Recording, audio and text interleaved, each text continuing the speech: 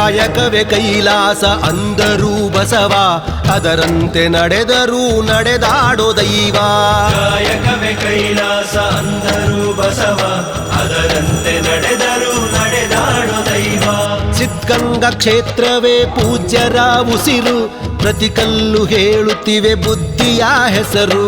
ಸಿದ್ಧಗಂಗಾ ಕ್ಷೇತ್ರವೇ ಪೂಜ್ಯರ ಉಸಿರು, ಪ್ರತಿ ಕಲ್ಲು ಹೇಳುತ್ತಿವೆ ಬುದ್ಧಿಯ ಹೆಸರು. ಕಾಯಕವೇ ಕೈಲಾಸ ಅಂದರೂ ಬಸವ, ಅದರಂತೆ ನಡೆದರೂ ನಡೆದಾಡೋ ದೈವ.